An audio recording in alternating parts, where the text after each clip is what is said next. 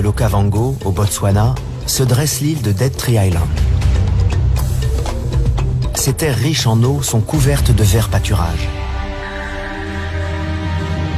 Un territoire fortement convoité.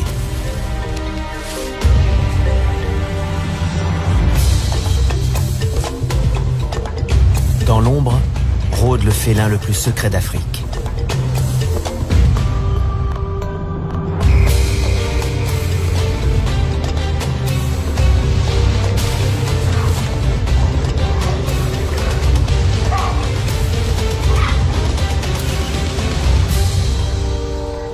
Contraints de partager le même territoire, 3 léopards vivent une cohabitation de plus en plus difficile. Liée au rythme des saisons, cette vie commune est source de tensions et de conflits et va déboucher sur un drame.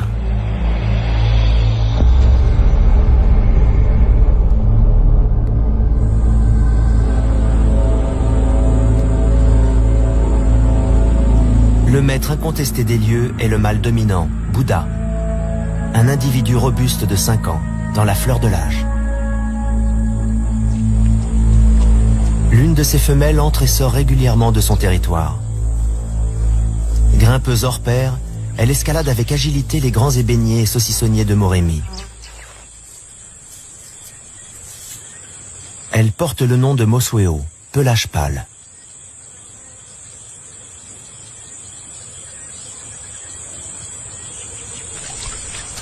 Tipa, leur fils de 3 ans, flirte avec le danger au sein du territoire de ses parents.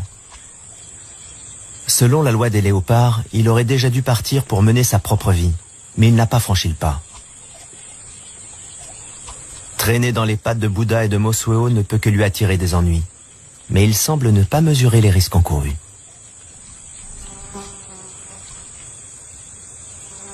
Récemment, un événement est venu chambouler la vie de Mosweo. Elle vient tout juste de donner naissance à 2 petits.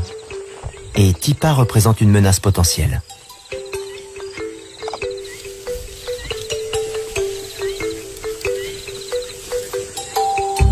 La portée émerge du terrier soigneusement dissimulée.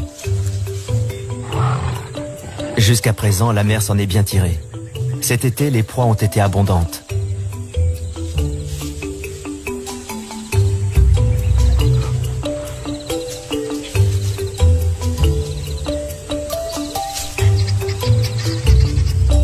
Le léopard est un animal solitaire, et Mosweo doit mobiliser tout son savoir-faire pour élever sa progéniture. Le taux de survie des petits léopards est inférieur à 50%. La plupart des jeunes meurent au cours de leur première année, alors que leur mère est partie chasser. À chaque nouvelle naissance, les femelles léopards sont confrontées à cette dure réalité. Mosweo n'a pas d'autre choix que de laisser ses petits pour trouver de la nourriture.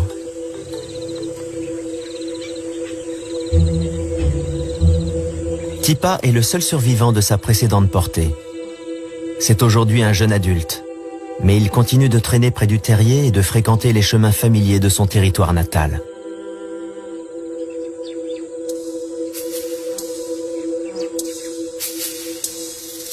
Jusqu'à ce jour, Mosweo a toléré sa présence sur son domaine. Mais l'heure est venue pour lui de partir.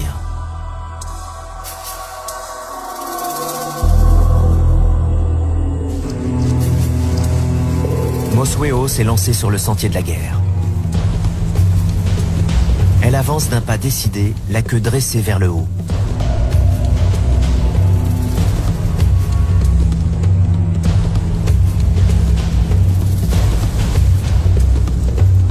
Il est temps de rompre définitivement les liens qui les unissent.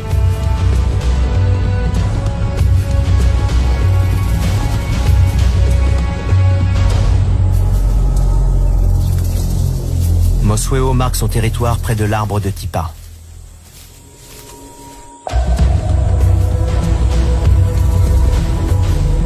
Elle affiche ouvertement son hostilité à l'égard de son fils.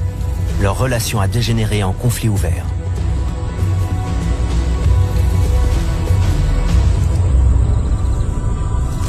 Tipa porte encore les blessures subies lors d'un précédent combat. Bien qu'il dépasse sa mère en taille, il reste relativement docile. Il finit par s'éloigner à contre-cœur, mais il continue imprudemment à rôder aux abords du territoire de sa mère.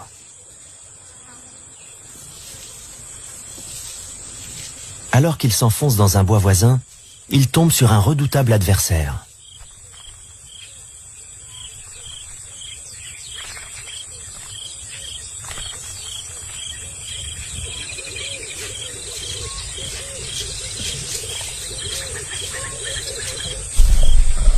L'odeur des félins l'avertit du danger. Il doit se montrer prudent.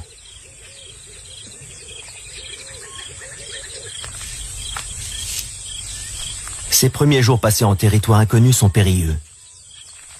Le jeune Tipa est extrêmement vulnérable. Les lions sont les principaux prédateurs du léopard. Non seulement ils tueraient un bébé, mais ils arracheraient un à un les membres de Tipa.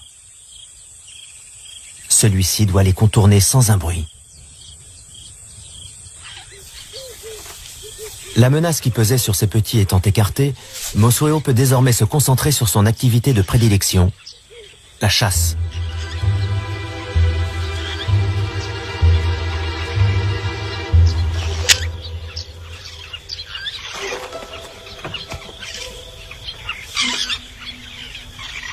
Mosweo est une excellente grimpeuse. Elle aime se poster à 7 ou 8 mètres au-dessus du sol.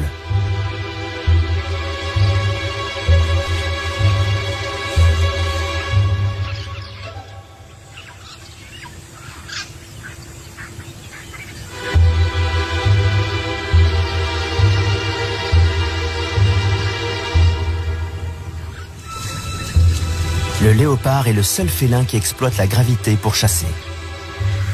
Mosweo est experte en la matière.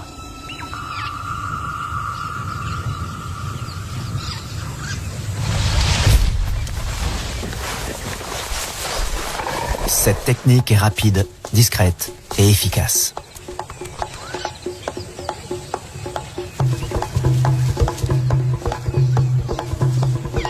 Mais les cris d'alarme de l'impala ont trahi la présence du prédateur dans la forêt.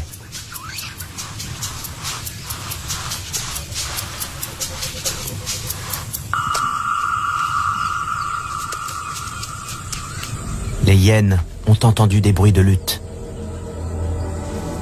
Mosweo doit cacher son butin avant d'être repéré. Les hyènes chassent en meute. Elles sont fortes et agressives. Qui plus est, elles tuent les petits léopards. Mosweo doit éviter à tout prix qu'elle ne découvre son terrier.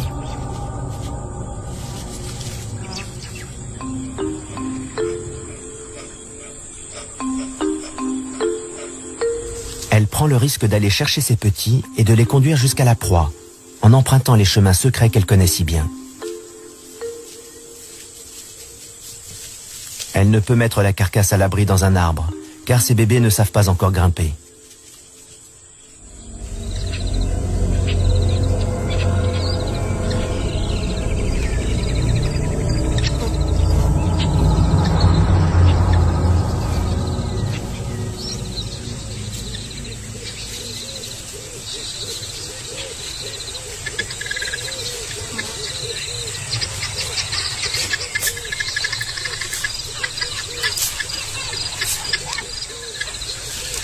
Sur le sol, la petite famille est exposée au danger. Rester dissimulé est sa seule option.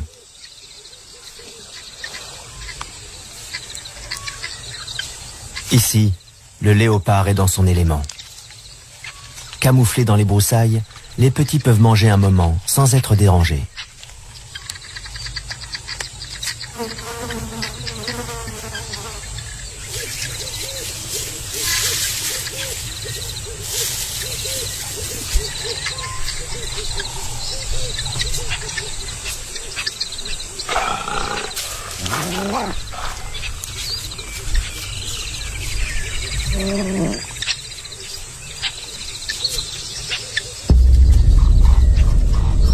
Les hyènes ont senti l'odeur de la viande.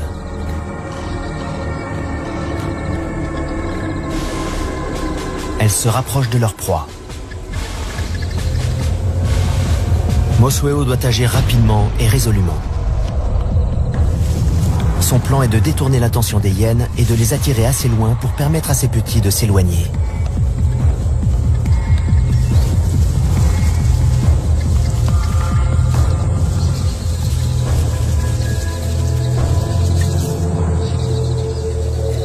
Les léopards oscillent sans cesse entre sécurité et danger. Et si les individus solitaires parviennent à un équilibre parfait, les mères doivent parfois consentir à des sacrifices, comme de laisser les hyènes s'emparer de leur butin.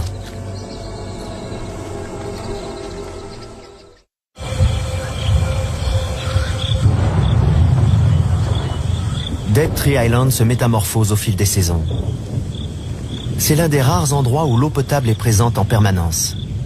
Toutefois, en été, les herbivores sont tributaires de la pluie qui fait reverdir les pâturages.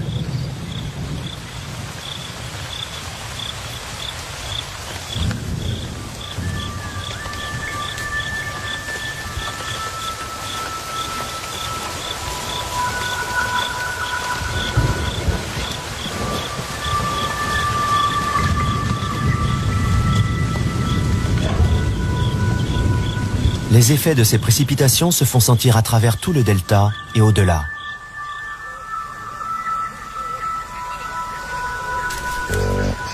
Le sol se couvre d'un épais tapis vert.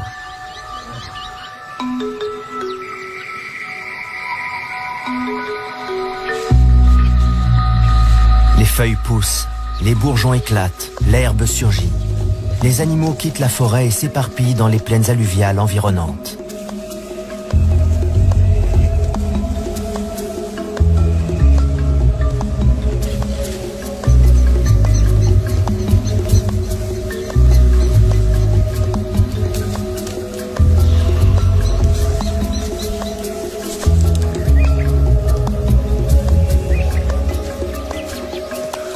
L'abondance d'eau et de nourriture amène la saison de mise bas chez l'impala, l'une des proies favorites du léopard.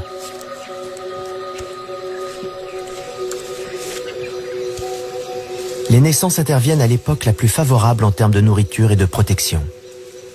Les petits, leur mère et le troupeau subissent ainsi un stress moins important.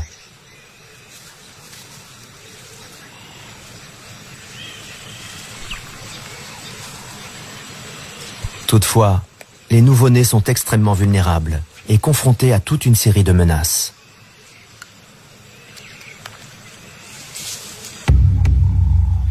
L'île abrite un autre chasseur expert, le python de Seba.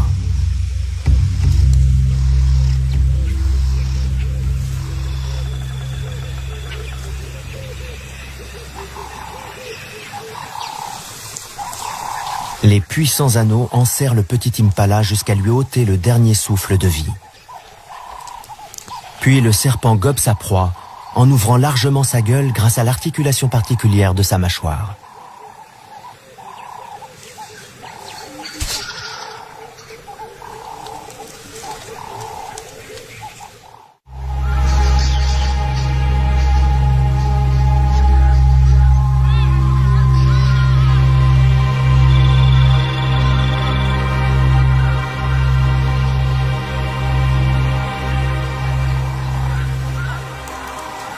Les troupeaux d'impala itinérants constituent une source fiable de nourriture.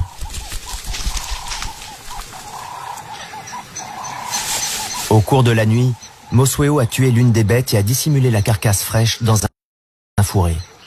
Elle se nourrit rapidement. Pour partir chasser, elle a dû laisser ses petits seuls et sans défense. Elle doit les rejoindre au plus vite.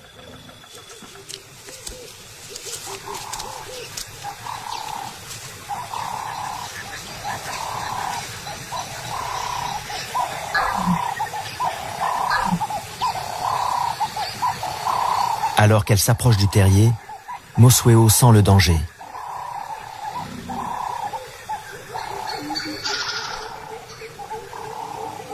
Les hyènes sont passées à l'attaque.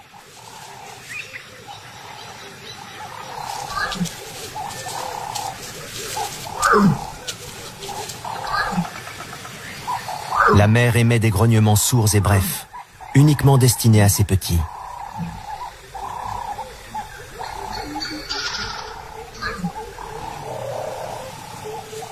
Un seul lui répond.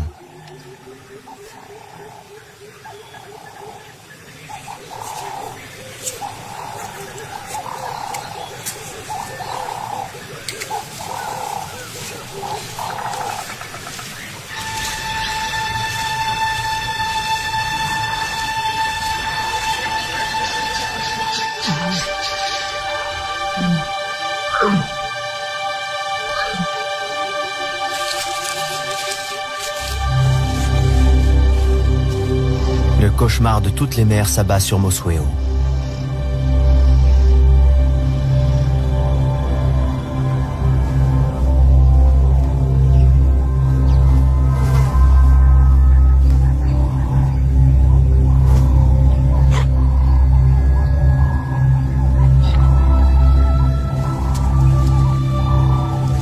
Ses appels semblent désespérés, mais en même temps pleins d'espoir. Son autre petit, la chair de sa chair, lui a été enlevé en une seule nuit.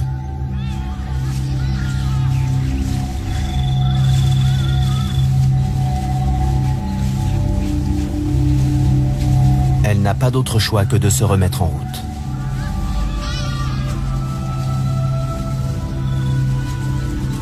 Dans la vie d'un léopard, on n'a guère le temps de pleurer les morts. La petite femelle qui a survécu est en pleine croissance et a besoin de viande.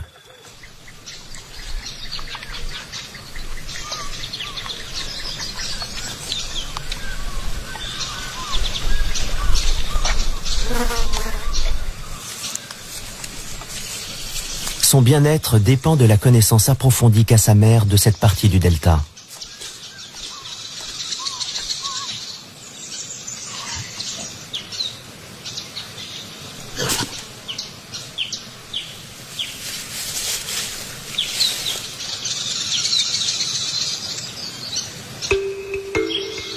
La pluie a cessé, et dans toute l'île, la végétation commence à brunir.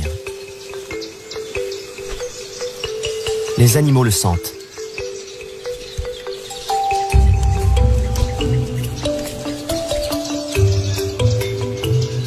Les saisons déterminent les modèles de comportement.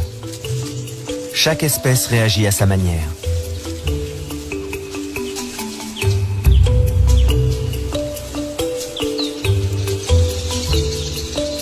Chez les koudous, le mâle choisit une femelle et la poursuit de ses assiduités.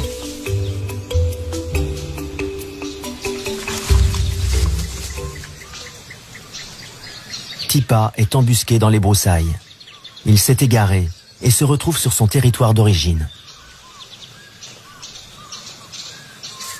Tout à leurs amours, les koudous sont inconscients de la menace.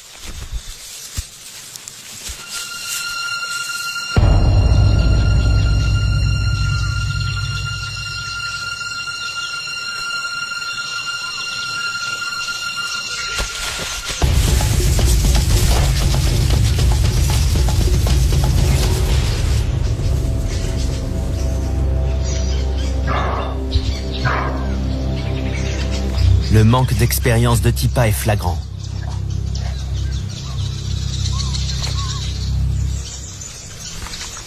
Peut-être est-il encore trop jeune pour réaliser qu'il ne devrait pas gaspiller son énergie à essayer d'atteindre l'inaccessible.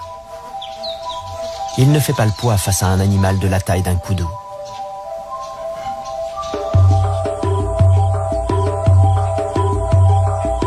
Les nuées de Kelea annoncent l'arrivée de l'hiver, la saison sèche.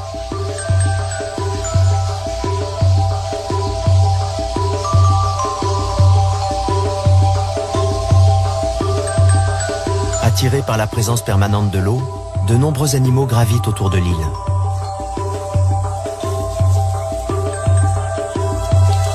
Lors de cette saison plus rigoureuse, s'accomplit l'un des miracles de la nature. Le saucissonnier renaît à la vie. Cet arbre offre un précieux trésor pour l'hiver.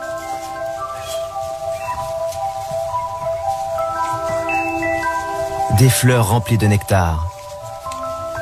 Un délice pour les babouins qui boivent à même le calice rouge cramoisi.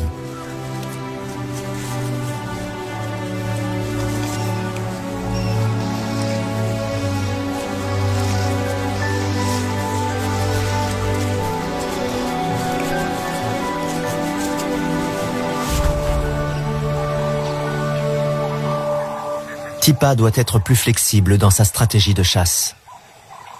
Il doit apprendre à anticiper les mouvements de ses proies. Les babouins mangent salement. Et bientôt, les impalas s'approchent pour se nourrir des fleurs qui tapissent le sol.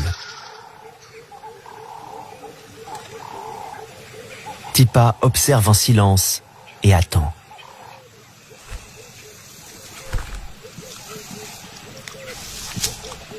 Il faut que l'impala s'approche.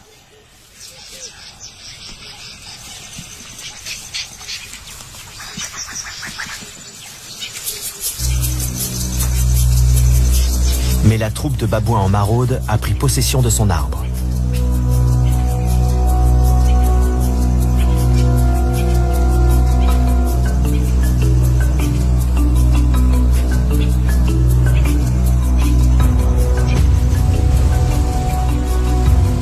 Tipa n'a pas la force de Bouddha, et les singes ne toléreront pas sa présence.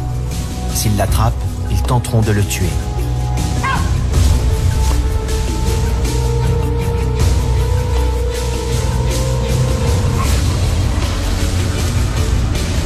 Il ne peut risquer un affrontement. Une blessure pourrait lui coûter cher.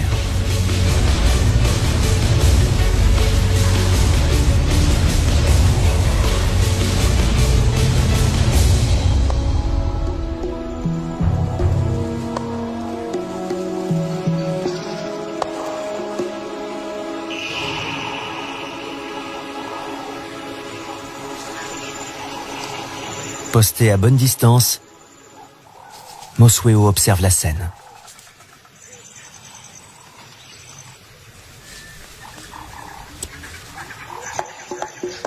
Soudain, son regard se porte sur la proie de Tipa. Silencieusement, elle se met en chasse.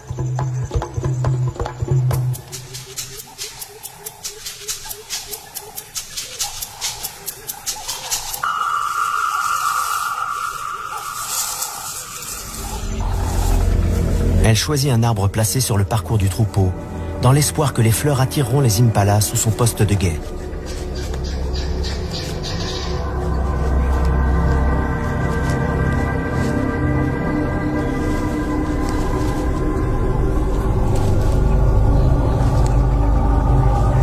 Mosweo fait preuve d'une grande patience. Elle observe les mouvements des antilopes et identifie sa proie.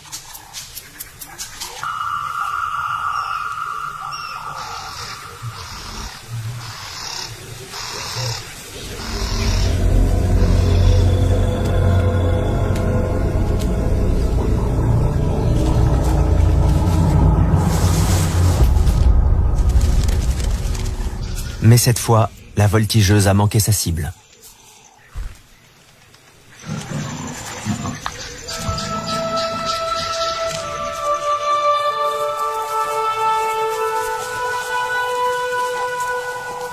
Elle est désormais démasquée et les impalas la surveillent de près.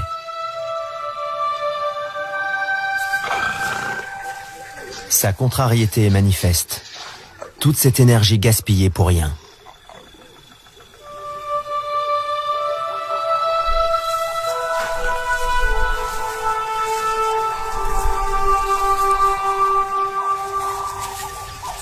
Mais elle doit poursuivre son chemin. Elle est à découvert et les babouins sont toujours dans le secteur. Pour aggraver les choses, les cris des impalas ont alerté les lions.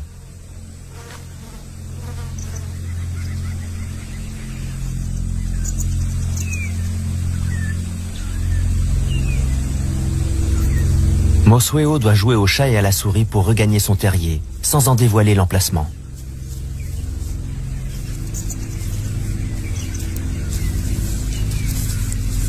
En rechignant à rester à distance du territoire de sa mère, Tipa provoque le chaos. Ses tentatives maladroites pour chasser ont multiplié les pressions sur Mosweo.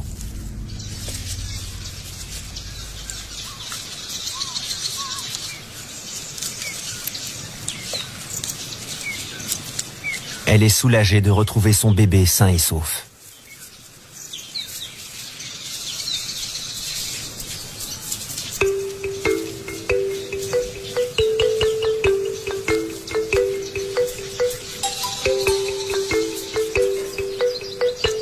Elle décide de s'installer dans un nouveau terrier. Les lions étaient bien trop près à son goût.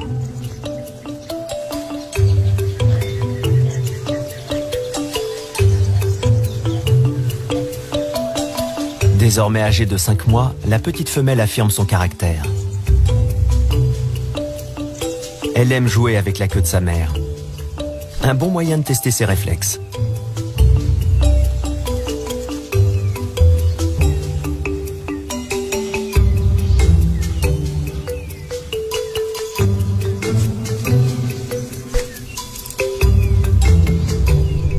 Dissimulée dans les herbes sèches, Mosueo se repose.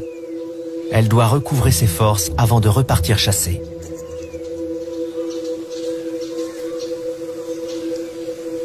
Pour l'heure, tout se passe bien pour la mère et sa petite. Elles sont en sécurité dans le nouveau terrier.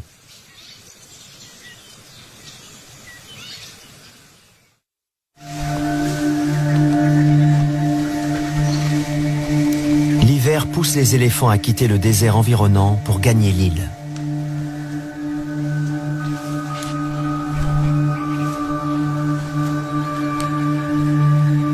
Les coqs de Lechwe s'y rassemblent également.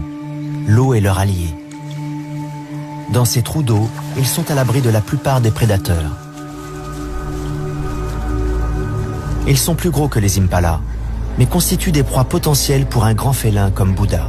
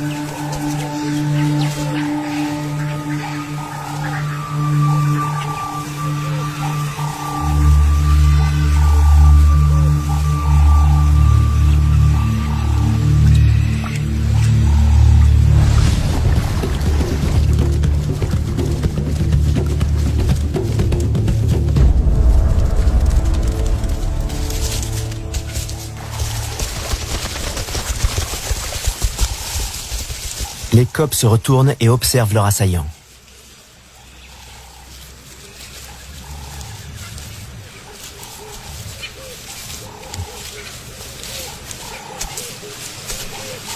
Ils identifient son odeur et la gravent dans leur mémoire pour pouvoir s'y référer par la suite, tout en s'assurant que Bouddha quitte bien le secteur.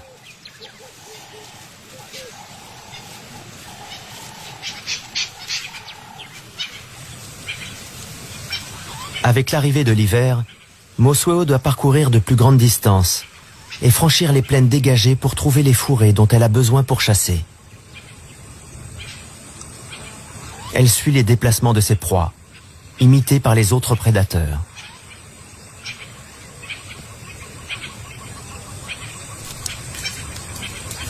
Pour un léopard, un changement de territoire est toujours risqué. Mais Mosueo a tôt fait de trouver un arbre dans un secteur qui lui plaît. Depuis ce poste d'observation, elle peut voir les troupeaux d'éléphants affluant dans le delta pour se reproduire.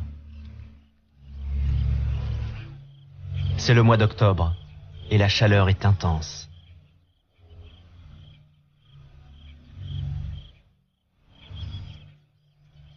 Les eaux pluviales qui avaient apporté la vie dans la région se sont presque évaporées.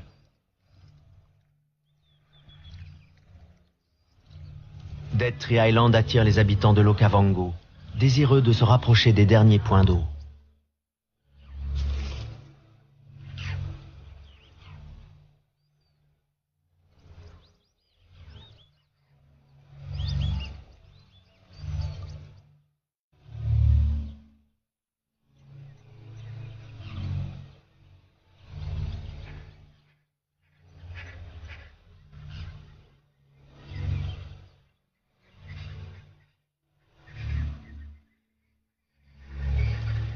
De ces réserves d'eau dépend à présent le sort d'une foule d'animaux.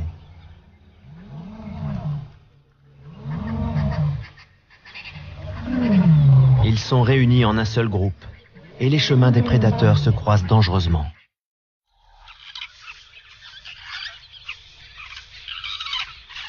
La petite de Mosueo est parvenue à un âge où elle commence à pousser plus loin ses explorations. Il est grand temps qu'elle apprenne à grimper.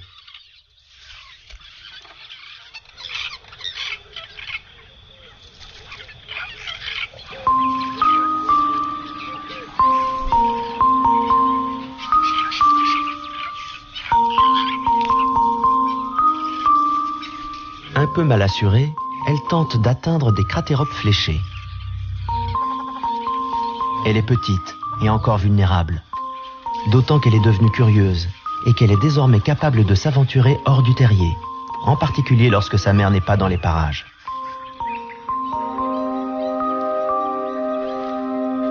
Mosueo est partie chasser très loin.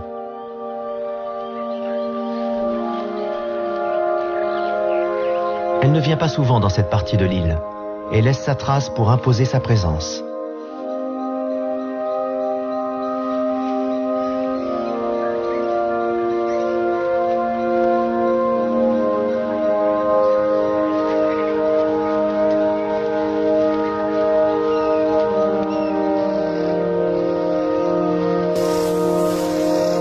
Elle s'avance dans une plaine ouverte où 2 chacals à flancs rayés furettent à la recherche de nourriture.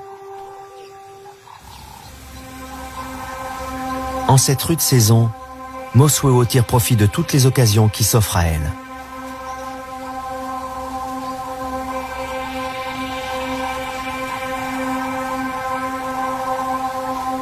Bien qu'ils ne fassent pas partie de ses proies habituelles, les chacals sont rapidement pris pour cible.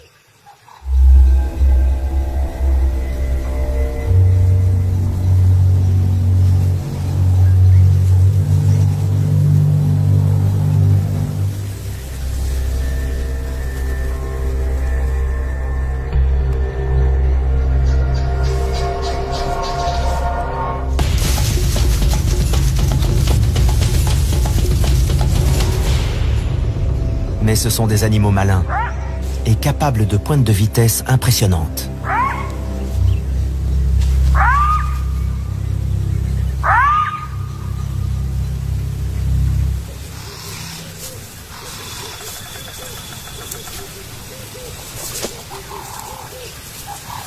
Irrité par son échec, Mosueo laisse sa trace et reprend son chemin.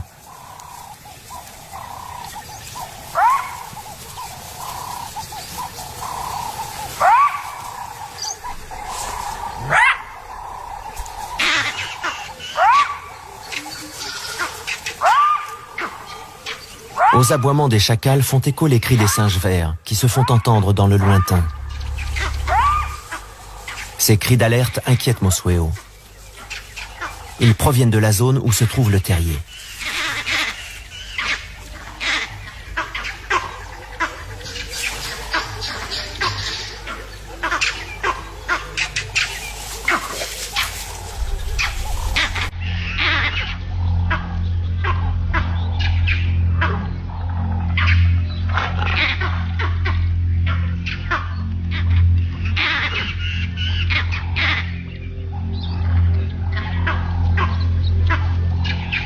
Alors qu'elle s'approche de l'endroit signalé par les singes, Mosueo avance avec précaution.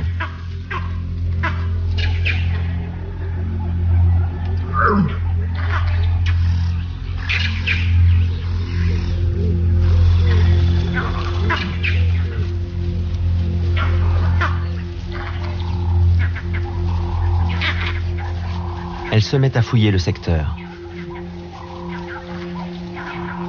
C'est alors qu'elle découvre le drame.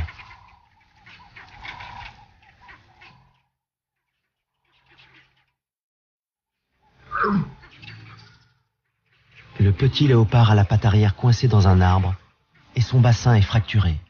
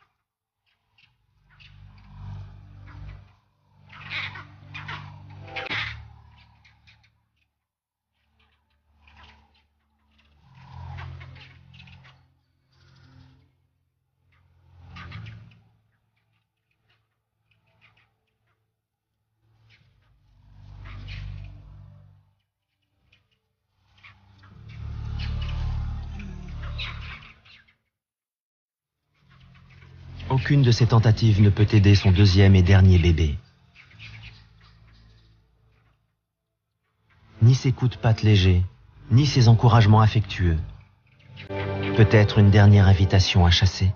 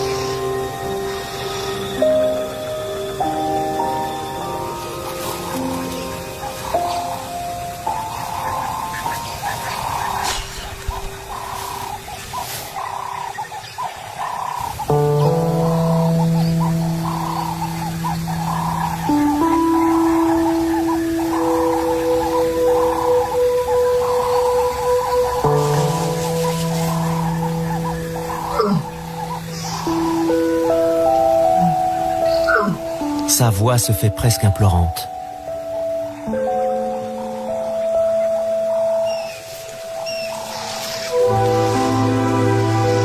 Une dernière tentative, et la patte du bébé est dégagée.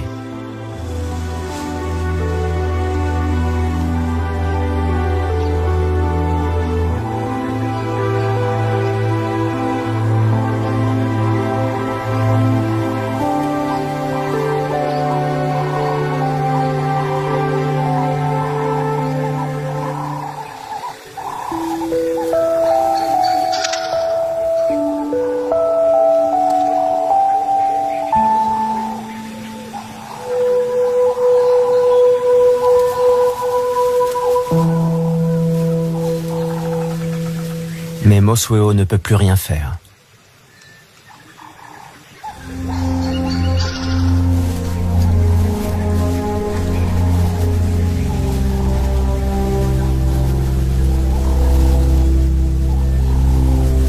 Mobilisant ses dernières forces, le petit léopard se traîne jusqu'à son dernier lieu de repos. Sa mère a déjà décidé de laisser cette scène traumatisante derrière elle.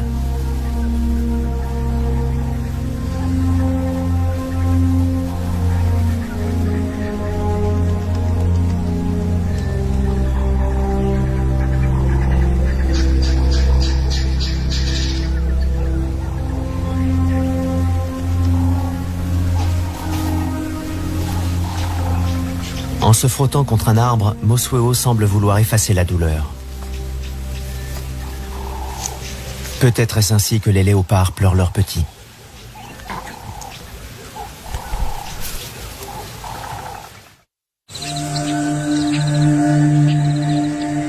La chaleur monte. La pluie ne va pas tarder. Bouddha parcourt des territoires inexplorés. Il a décelé une odeur intéressante. Un effluve qu'il ne peut s'empêcher de trouver irrésistible.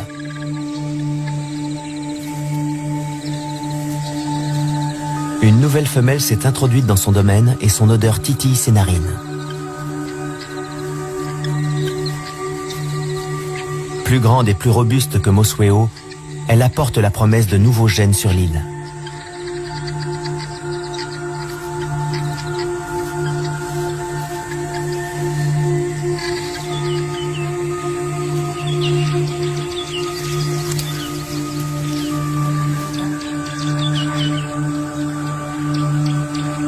Resté à distance, Mosweo observe la nouvelle venue avec inquiétude. Bouddha ressent le besoin incontrôlable de se rouler sur le sol pour s'imprégner de l'odeur de la nouvelle femelle. Car cette odeur si particulière est celle d'une femelle en chaleur.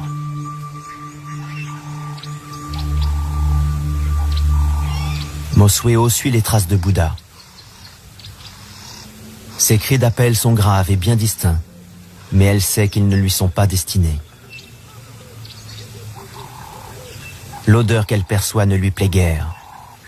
C'est l'odeur d'une autre femelle, une rivale. Instinctivement, Mosuo tente d'effacer les traces révélant la présence de la nouvelle venue.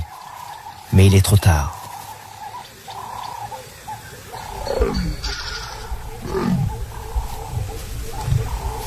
À son tour, Bouddha émet un signal à l'attention de sa future partenaire.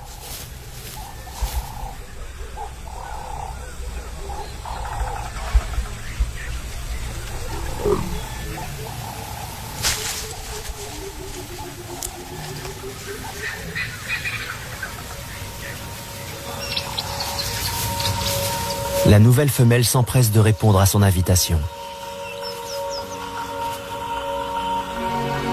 Mosuo bat en retraite. Ses efforts sont vains.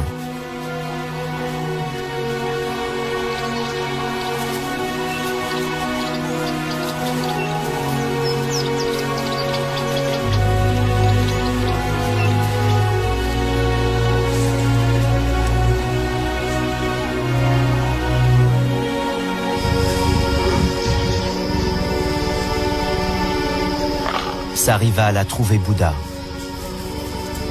Elle entre en contact avec lui.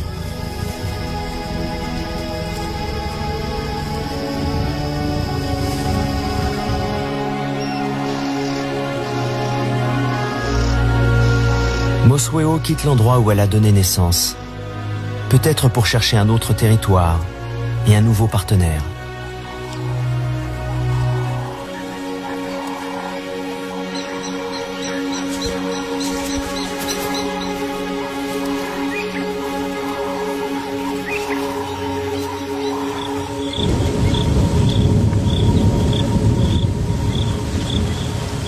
L'hiver et la sécheresse s'achèvent enfin.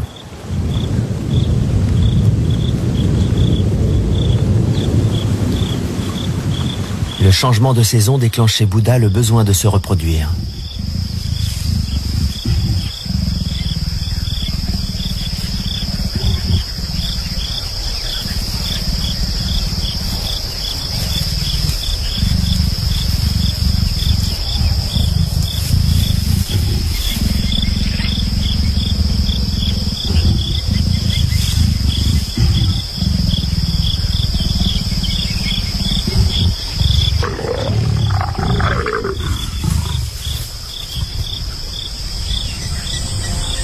Une nouvelle ère débute pour les léopards de Dead Tree Island. Les deux partenaires vont s'accoupler pendant plusieurs jours, jusqu'à ce que la femelle soit fécondée.